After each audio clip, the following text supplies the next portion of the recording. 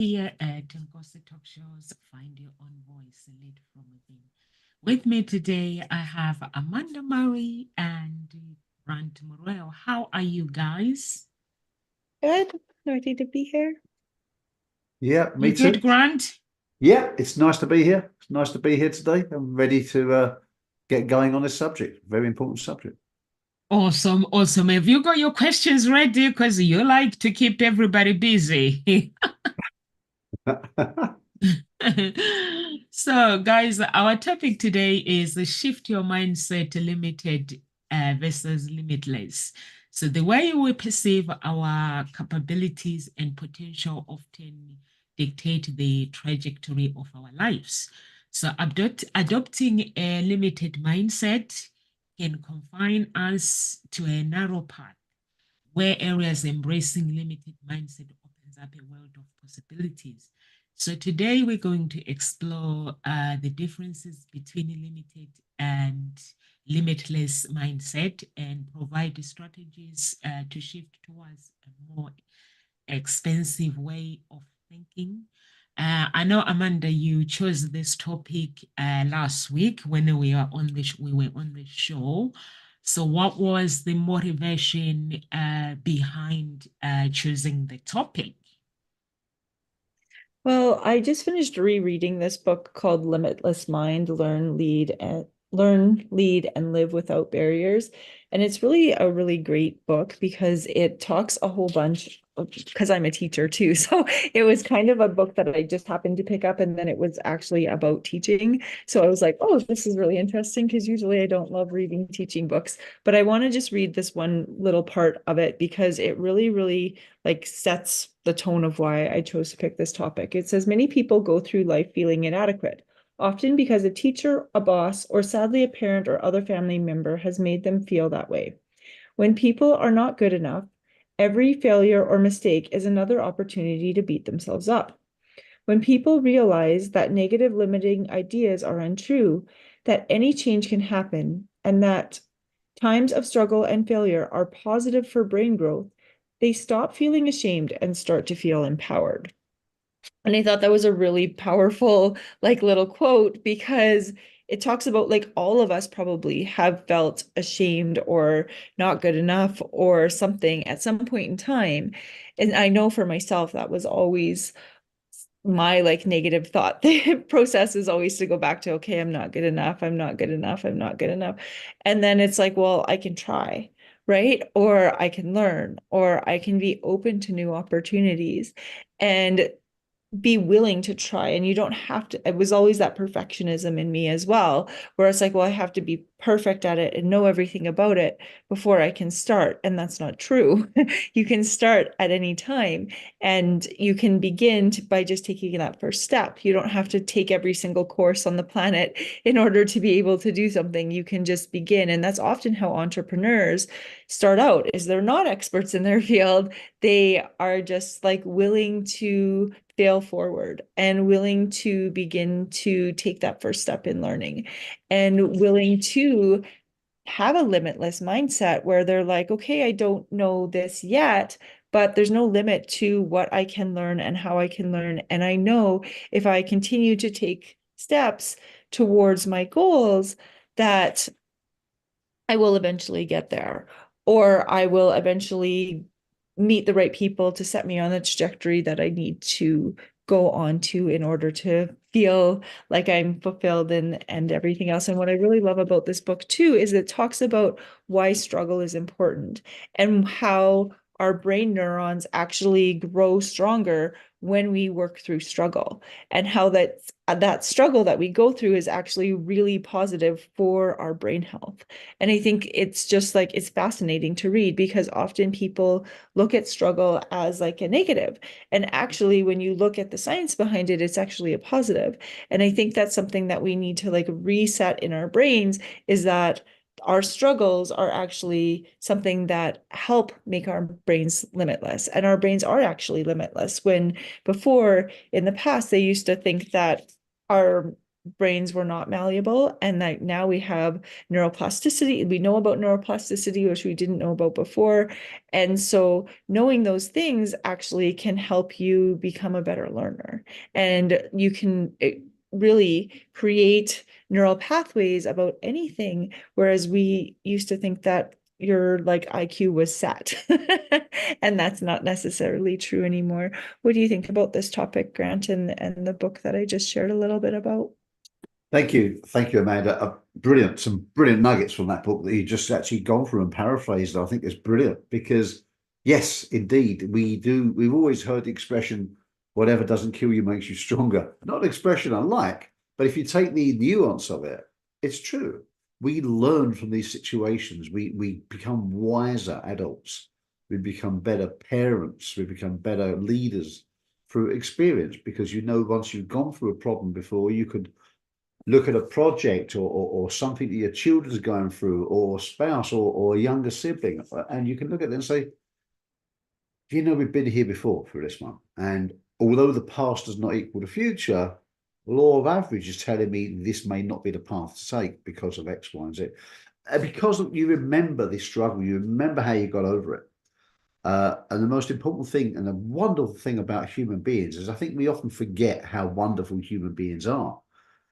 We can learn and develop things much more so than the animal kingdom do. The animal kingdom is fantastic, but we can create things, we can create tools, we can create mechanisms, we can create tools to get around problems. That's what separates us. So if you take that idea, this is what we do when it comes to problems. We look at things and we learn. Very much in my world of coaching, I coach people to get success, but I often talk about when it goes wrong. Because when I say wrong, I mean not your desired outcome. Because the point is, everything's going swimmingly well. Anyone can do that. Anyone can do that.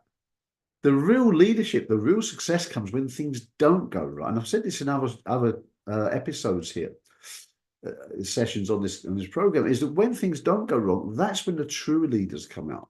That's when the true successful find a way around it. And sometimes a question I will say to people, they get stuck in their head. And if anyone's listening in now and this is you, then take this question for yourself. When you're saying, "Oh, I can't, but I want to do it, but it's because of this, it's because of that, and that's doing the web designer went on holiday and I couldn't do it, and now I don't know where my login codes are." Yeah, get all that. I understand all of that. But how can you still succeed despite all of that? Let's just get that rubbish that's happening. It's obviously not working. Let's just put that to one side. How would a very successful person still be successful despite that happening? Once you almost give them the okay to think that way, it clears the decks for people. And I hope it does for you too. You can clear it. And despite that, it's your mindset.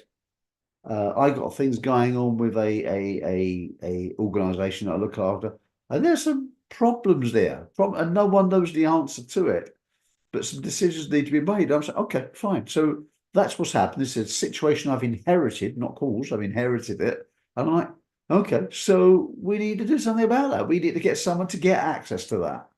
It's as simple as that. Oh, but we don't know. I know. So I'm not going to wait forever for them. So we give them that long. If they don't show up, we're going to do this. What can you do despite that happening? And when you think, one of the best examples of this is warfare, actually, because you've heard the expression, the map is not the territory, right? You've got the map, you've got the plan. This is what we're going to go and do. Same whether it's warfare, whether it's business, whether it's family plan, whether it's a holiday trip, a family holiday, you've got the plan. We're going to eat at 12 o'clock. We're going to go here. It doesn't always go exactly to plan, does it? So hence the expression, the map is not always the territory. When you get there, the territory is a bit different. And the ultimate of that is warfare. And there's a series of documentaries on now celebrating the 80th anniversary of D-Day, the D-Day landing during World War II, when the Allies went over to France, helped recapture France, which was occupied by Germany, and pushed back the hugest, biggest invasion of all time in history. Absolutely mammoth amount of planning. Mammoth. In fact, if you know Stephen Covey's 7 Habits of Highly Successful People, if you know the matrix on that, that came from the Eisenhower matrix, who's General Eisenhower, who planned the D-Day landing, which was enormous beyond all magnitude. And he had to make a series of decisions based on the level of importance and urgency, okay? Because everybody thinks something's urgent and important.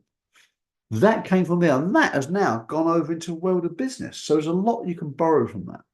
Now, when people got there on the battlefield, do you think it was exactly as they wanted? No. No. Other troops had moved in, the terrain was different, the land had been flooded, there was all kinds of obstacles put in their way. Dreadful, dreadful life-threatening obstacles. Despite that, they made a plan B. We've always heard of it. They made a way because they had a determination. No matter what, our objective is this, and we must achieve it, no matter what.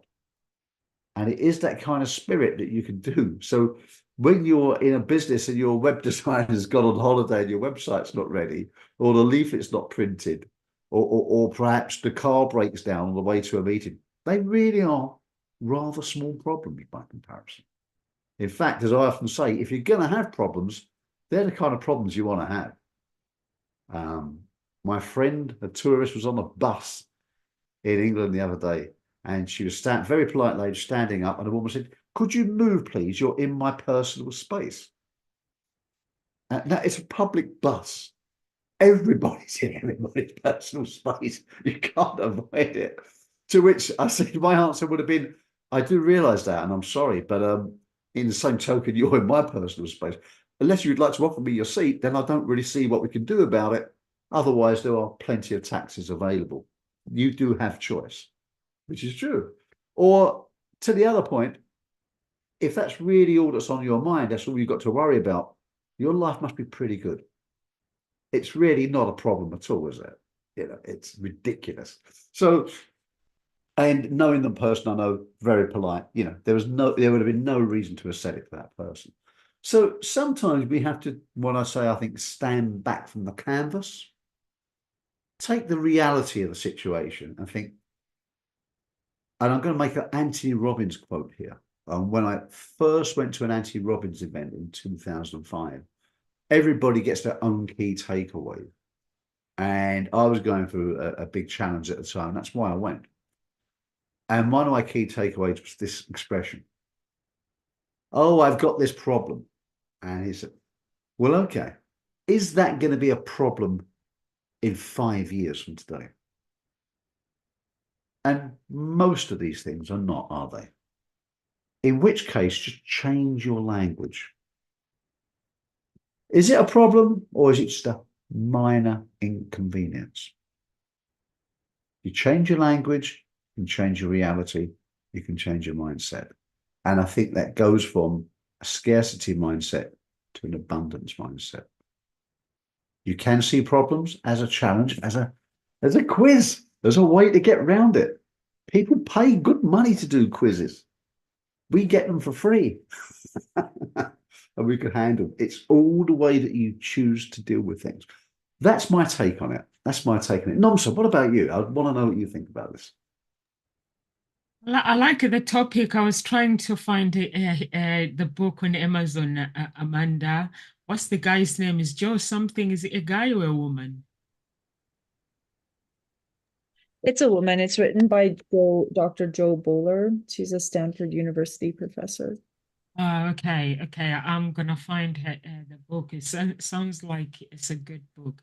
I agree with both of you what you've just said, and also I think understanding the limited mindset and limited mindset is you have to.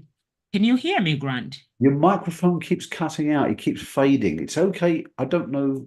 Okay, yesterday I had to hold it like this. Am I clear? Clear now. Clear now.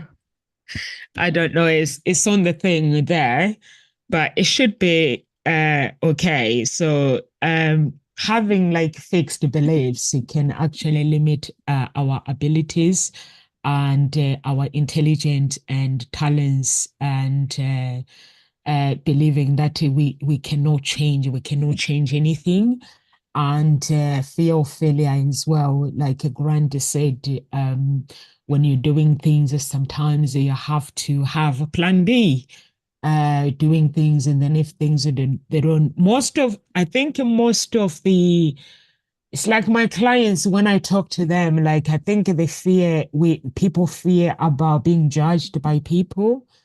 uh it's not actually, they don't feel like, if what if I fail, what's gonna happen is if I fail, people are gonna judge me, they're gonna say we told you so.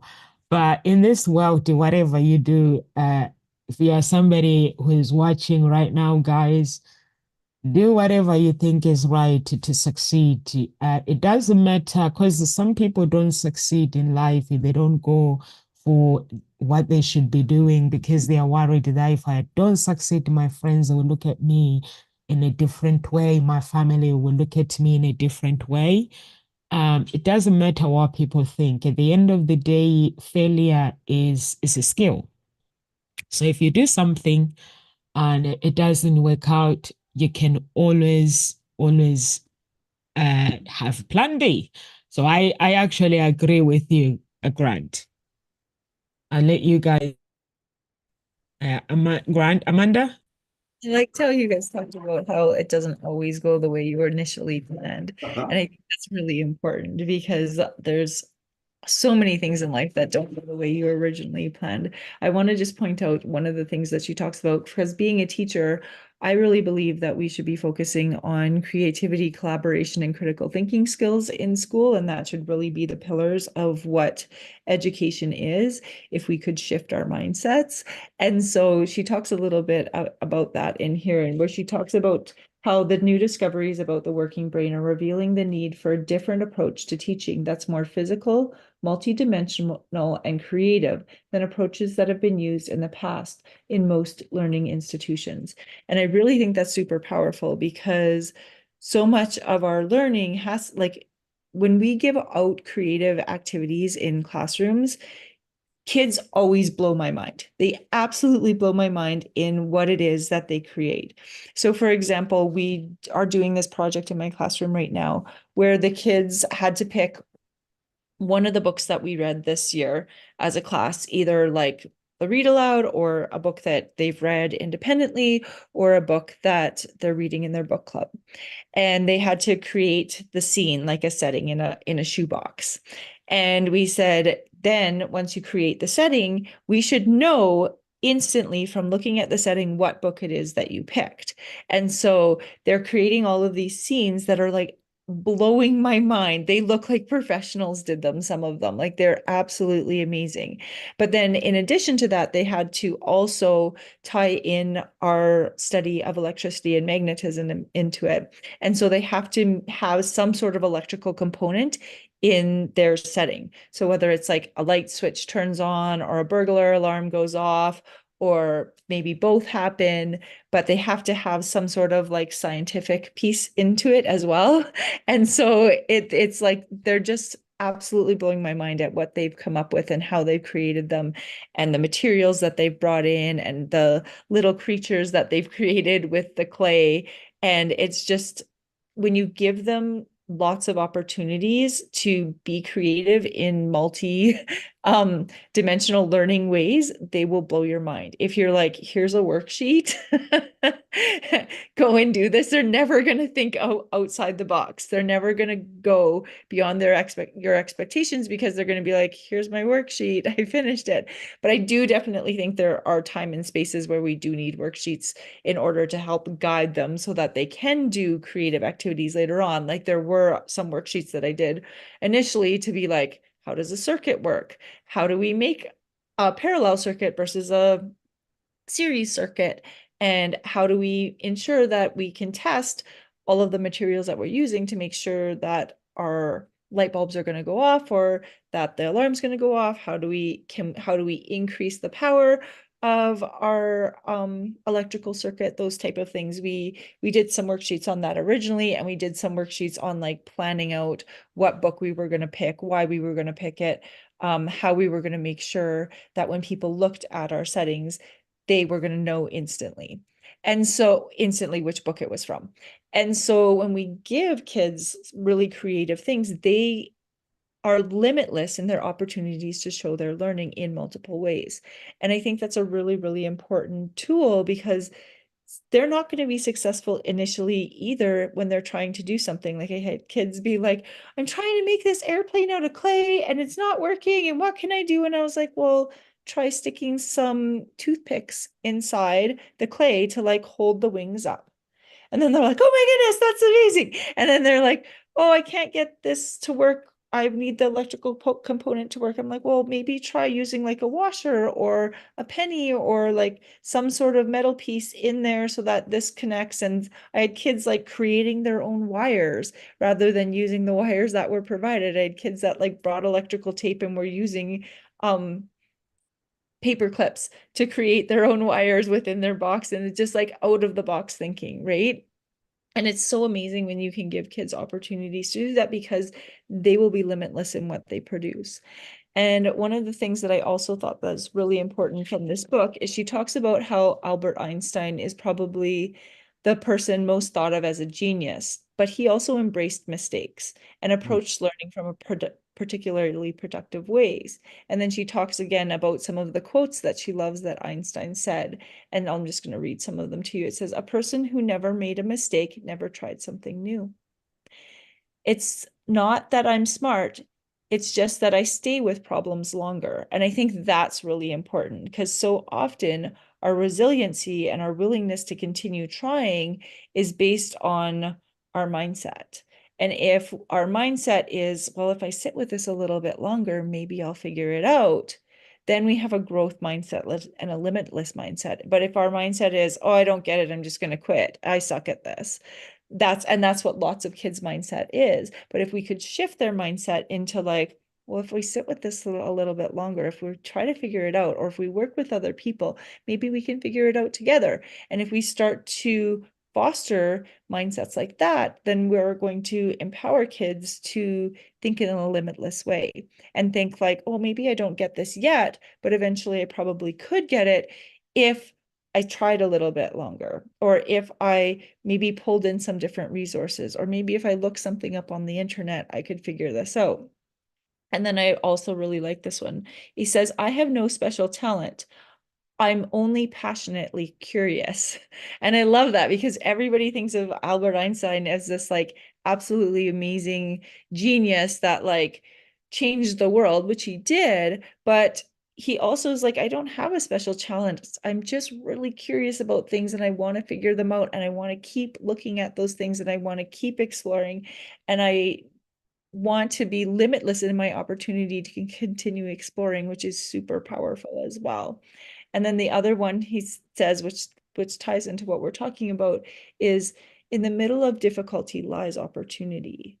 And so often people think as soon as something's difficult, it's like, nope, this is not good. I don't want to do it anymore. I don't want to be involved in this. But that's where actually opportunity lies, which is what you were talking about before, Grant, is how in that part where in that struggle, that's where our opportunities begin to open up and where new doors open up that weren't available to us before.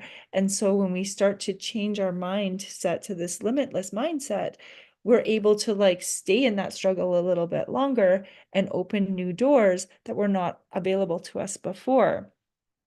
And one of the things that she talks about in the book too is that super high achievers are really people who are extremely dedicated to whatever it is that they're doing. So Olympic athletes, they became Olympic athletes probably because of some like innate skill that they have, but it's really their dedication to their sport that has allowed them to become the best in the world. So you could be a good swimmer. I was a good swimmer, but I'm not an Olympic swimmer because in grade 6, I quit swimming because I didn't want to get up in the mornings before school, because I was like, nope, this is not something I enjoy. I do not like getting up. I do not like being in cold water at 6 a.m.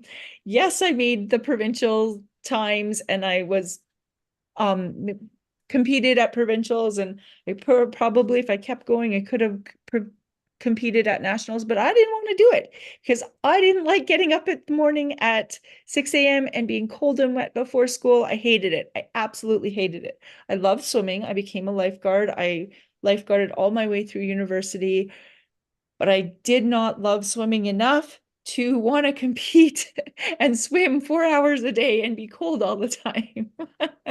Right? I didn't want to get up, but people who become Olympic athletes, they're the ones who are willing to get up and swim 4 hours a day, 8 hours a day, swim before work, swim after work, swim before school, swim after school.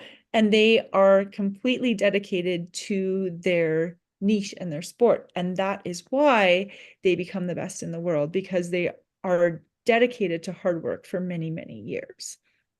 And I think that is part of when we see people like, oh, they're so successful in this area or that area, and that's not me. Well, what are you dedicated to? What is something that you are willing to work through all of the struggles and be completely dedicated to in order to get to that level? And I think that's something that we really need to ask ourselves. And then, like Albert Einstein says, just sit with that longer. How am I going to dedicate myself to that longer to continue to work on my growth and my limitless mindset? What do you think, Grant? Wow. I think, well, yeah, you went for a lot there and some really brilliant stuff there. And absolutely, I mean, the fact that Albert Einstein just said he was more curious than anyone else. But curiosity is the key thing. I mean, I would suspect he had some great academic skills apart from that, whether he knew it or not. But certainly curiosity is a key factor of anything. And I studied success since I was very young. And certainly with athletes, and the question I often ask, and I asked one of my clients yesterday when they get to a certain stage of training, is about championship level, championship, playing at the mastery level. Are these people born or are they made? Is it something you develop over time? Or are you made to be that? It's an interesting subject, and I'm not sure there's a clear answer, but certainly champions can be made from dedication alone. When you know the old expression is that, oh, they're an overnight success. And as someone once said, yes, it only took me 20 years to become an overnight success. You only see the rich and the famous, if you use that as an example. You only see them once they're rich and famous. You never saw them when they were poor and struggling. You never saw them. You never saw all that stuff going on. This first came to me when it came to musical bands, these big bands that you followed or artists. Oh, you just thought they was always fantastic. You never knew. You never knew that they struggled. Yes, they worked stacking shelves in supermarkets sometimes and doing this stuff. Yes, they didn't have enough food sometimes and all that kind of stuff they went through. And this is one of the questions that I love to ask when I interview people, new celebrities, etc. One of the questions I love to ask them is that if you knew them when they was younger, do you remember a point when you realized that they had something special? I say this because one of my school friends became quite big in the world of art. And I remember him when there was nothing outstanding about his art. I can still see in my mind now a painting that a chalk drawing that we both had to do in a certain subject. His was a little bit better than mine, but it wasn't great. The next year, he did something which was remarkable. I could not understand how a school kid had done it. Same person a year after. There was some cataclysmic change that occurred within that year, and he won an exhibition in a Paris art show. And he was 14. And I was like, but he was just like drawing stuff like me, which was okay, not bad, but he's a little bit better than me, but nothing more. Suddenly something happened. Where did that happen? Well, it must have been his absolute pure dedication to it. His focus, his dedication. And he shifted his mindset and he made a decision. And I think when it comes to mindset, again, an analogy we often use is Usain Bolt. Before he was an Olympic gold medalist, what happened? Okay, he may have naturally been pretty good at running. I guess he wasn't slow. I guess he was pretty good. But pretty good isn't going to get you a gold medal. So he must have made a decision where in his mind, he must have decided to become a world champion. He must have made that, that's what I'm going to be. So that's what he wanted to be. That's what he wanted to have. But there's something in the middle that's missing, and that's the doing. It's the doing. What did he have to do in order to have the things he wanted? Most people will say, once I've got all the things I want, I'll do all the right things and I'll become a good person. That ain't going to work. That's back to front. You know, you've got to first decide to become, to be that in your mind. Then make a list of all the things you need to do. Get a coach, get a health coach, get a fitness coach, get a mindset coach, all these things. Practice the technique of running, going to sleep at a certain time, eating certain foods, the right amount of food, having a dashboard to measure and track those foods, mindset, visualization, track running, dedication, all of this, practice, exercise in order to have the things he wanted, gold medal. So it's be, do, have. And quite often I'll ask people another question, and I did yesterday, someone is that when you want to go up to the next level of your business or your career or your life or a relationship,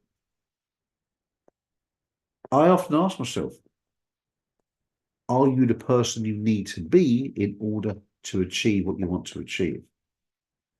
And quite often the answer is not quite. I'm not quite there. Okay. So then I will adapt this. And if this means anything to anybody out there and you can use this, please do. Then I'll say, okay, I'm not honestly, if I'm being really honest, I'm not quite the person I need to be. I don't have all the things quite in place to achieve what I want to achieve. Not yet.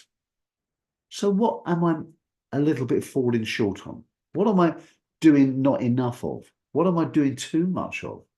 What am I doing in not quite the right way? How can I adjust that compass 2 degrees to the left or 2 degrees to the right? Once I make that list and work on them, before long, you've leveled up. You've become that person. When you become those person, you strive for what you want, it tends to come easier because you've, if you will, you've laid solid foundations for that to work on. Okay, if that makes sense. So this is a very practical way of dealing with your mindset to go from limited to limitless, because to look at yourself and say you're not quite there yet, it's not a limited mindset. That's realistic. But that allows you to have a limitless. I'm not saying I can't achieve it. I'm saying not at the moment. Okay. Usain Bolt at the beginning was not a world champion. He could not run that speed at the beginning. He knew that, but he made a plan to be able to be the person who could achieve that. And that's a very well-class way of dealing with it. So, and you can do that too. So be honest with yourself. It's not about ego. Put your ego to one side. Be realistic and then work on those things step by step, step by step. Celebrate each time you make an achievement. That hardwires in success. It hardwires in the fact that you can be limitless. As I said to someone once, they said, I want to make $250,000 a month. Great, fine. Where are you right now in your business? How much you're making? He hadn't started a business, didn't know anything about the business, and was broke and about to be evicted. I said, in 30 days, it's not for me to tell you that you can't achieve your goals, but I want you to achieve it comfortably. And I think that might be a little bit of a challenge. We can get you there, but we may need to take a little bit of a longer run up to it. Okay. So, you know, I said, go and get a contract, go and get some money, go and look after your family and all that kind of stuff, which was another aspect. Come back, see me in a few months' time once that's done, and then we can make a practical plan to build it. We can get you there. It might just take a little longer than you was hoping. And that's as a coach, I'll push people hard. I support them hard, but I want to make it realistic, and I want them to achieve every step of the way because that reinforces your resolve and helps to convince your mind that you are limitless. because it shows you that you have a habit of consistently achieving goals. That will open up your mind to become limitless. That's one of the secrets. I don't think I've ever said on this show before.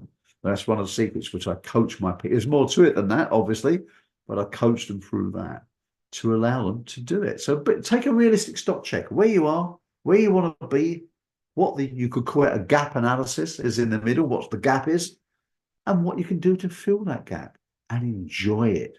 Enjoy. Don't see it as an obstacle. See it as a great luck when you win a game. Yeah, I won that part. You see people who look at, I don't know, sports, football, they cheer and like, oh, have you won the world championship? Like, no. This is just a qualifying league. I'm like, oh, okay.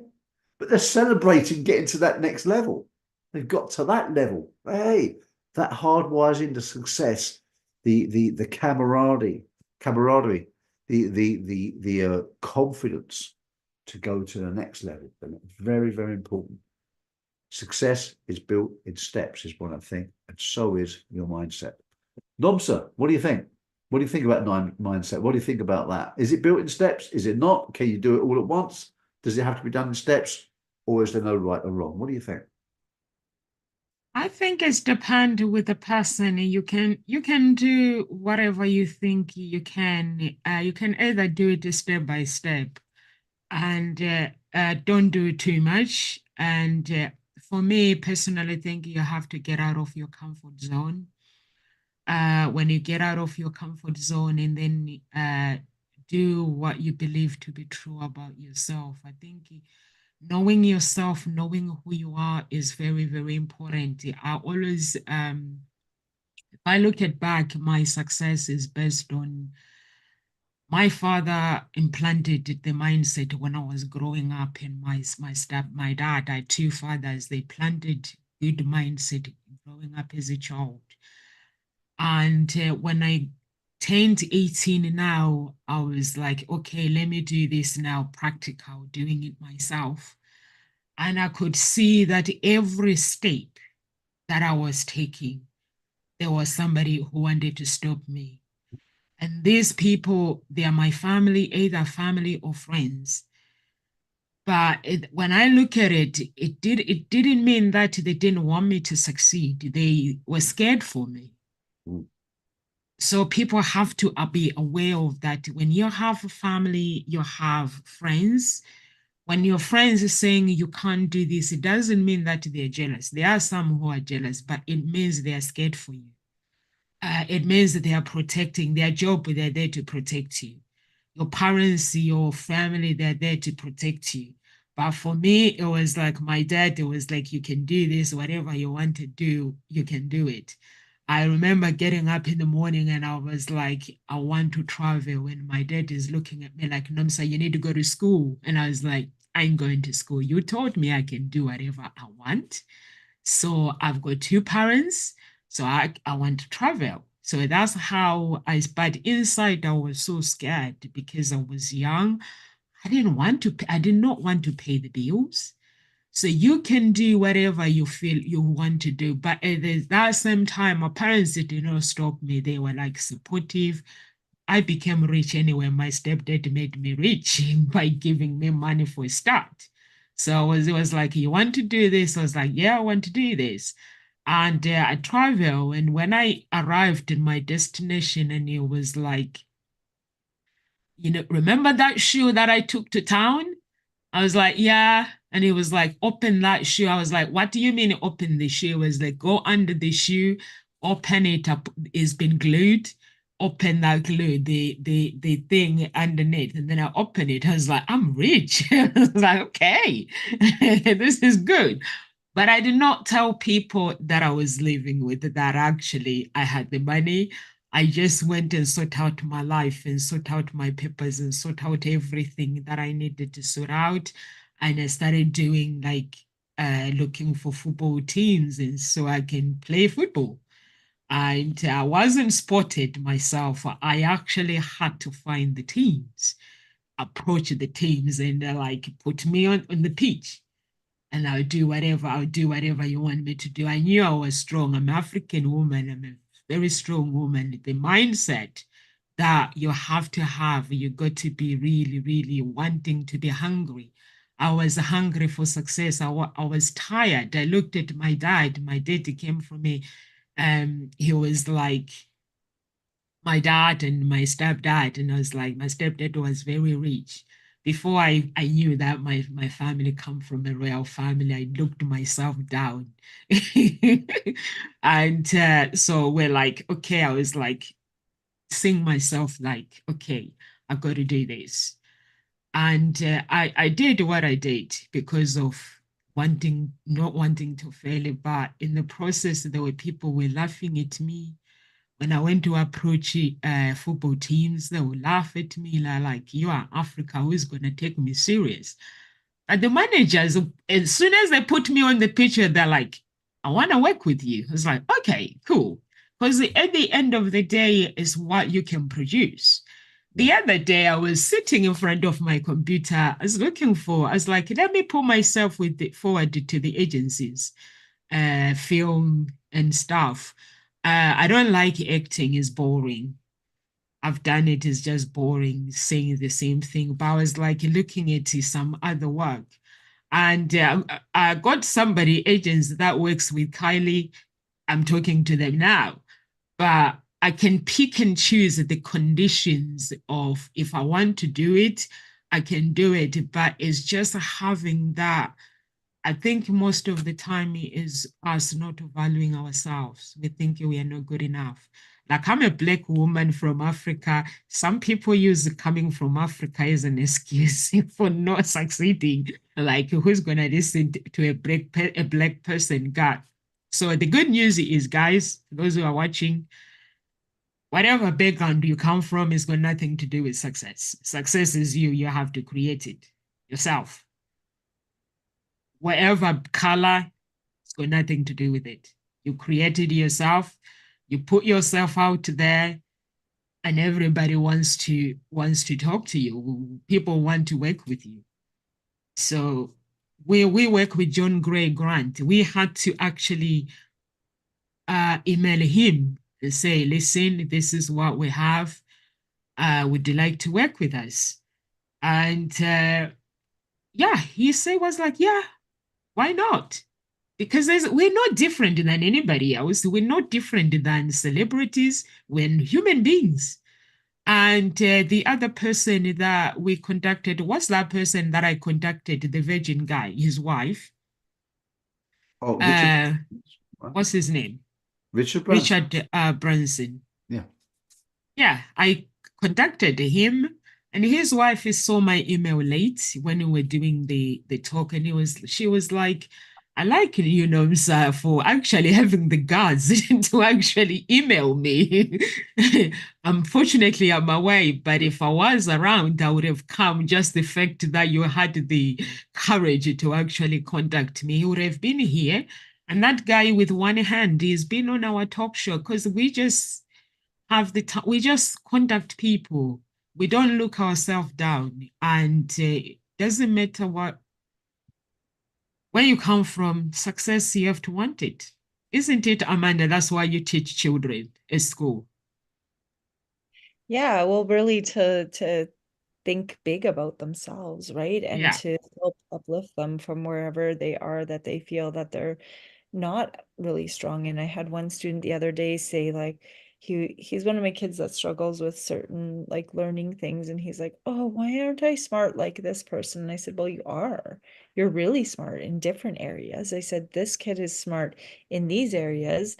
And I said, these things are easy for him. I said, but for you, sports are really easy for you. And you like are really good at lacrosse and you're really good at all of the sports that you do.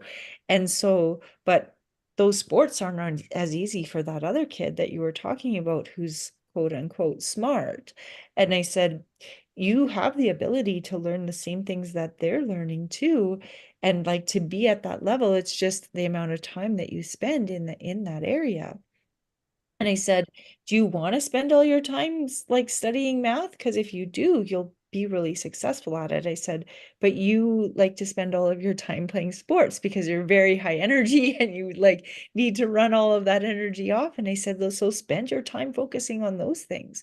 Focus on the areas that you're really passionate about, because that's where you're going to be the most successful, is where you're the most passionate. And that kind of like, it was like a light bulb turned on in his brain. He was like, I am smart in those areas, aren't I? And I was like, yeah, you really are.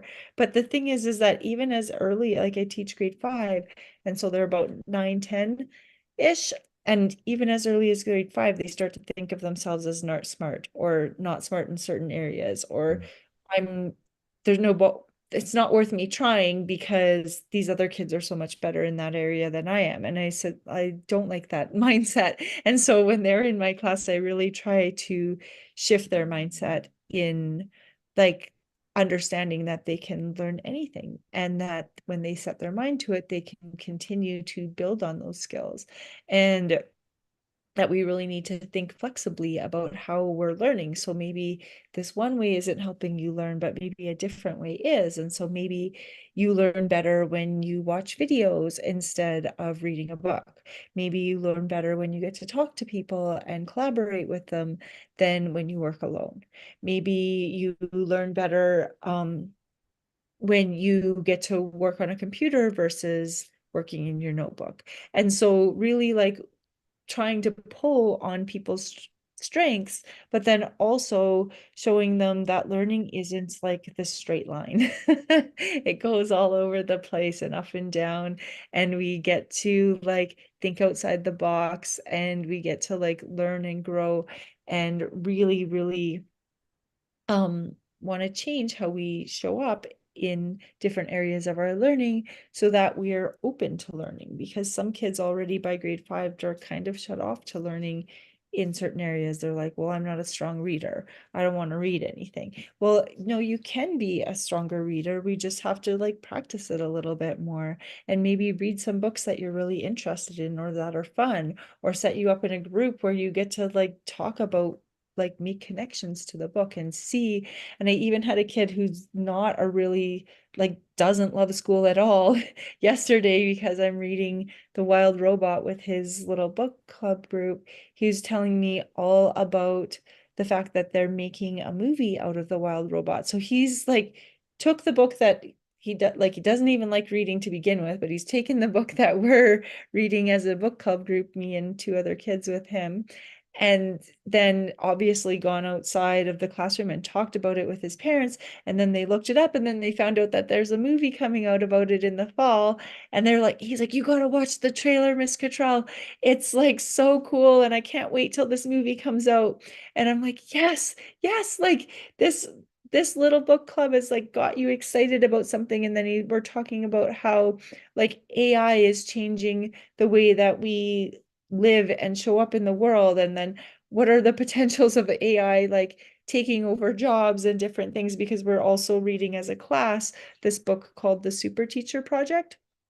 And in that book, the like teacher is actually an AI teacher, and it's like a robot. And so and then eventually like the project goes off the rails, and they're like going to dismantle the robot, and then the kids end up saving the robot in the end and like letting the AI loose in the world. But like then I just listened to an AI program or an AI talk on Joe Rogan's podcast this week, and they were talking about like the where AI is going and how we should be a little bit concerned about like the power that it has when we don't have like when we don't completely understand it. And I'm like, this is real life things, you guys. Like these are the problems that you're going to have to solve, because we don't know the problems that people will have to solve in the future, but they're likely problems that we've never even dreamed up. We've never had to experience in our life the problems that our children are going to have to deal with.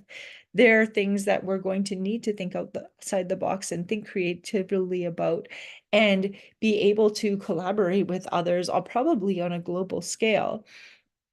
And so I really think that it's important to like open kids' eyes to limitless thinking, even through fictional characters and fictional novels. And because some of those things might eventually become true. Like if you think of the Jetsons, when you watch the Jetsons and they could talk to people through screens and see them, that was like, I was like, wow, that's so amazing. Like, wouldn't that be cool if that happened in real life? And here we are, we can do that, right? And so just the things that are fiction currently right now might not eventually be fiction in the future. And so really be able to think outside the box and have critical thinking skills and like brainstorming skills about what potential problems might there be and what potential things might you have to solve in the future that currently is science fiction right now, might not be in the future, right? And so then they get really excited about like thought processes and like just daydreaming what actually could potentially happen and then how would they react to those things. And it's just like limitless, right? The ways that our brains can work and how we can connect and how we can think creatively.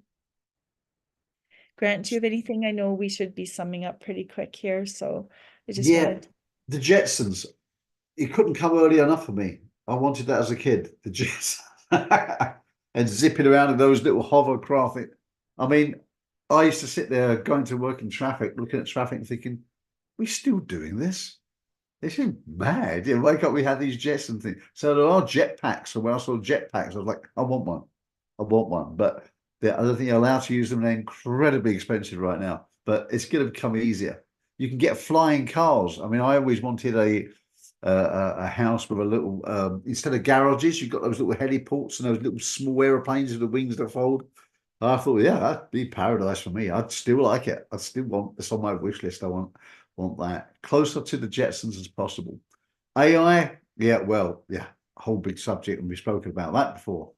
I'm surprised that they've only just got around to asking that question about it, but yeah, it's a huge thing.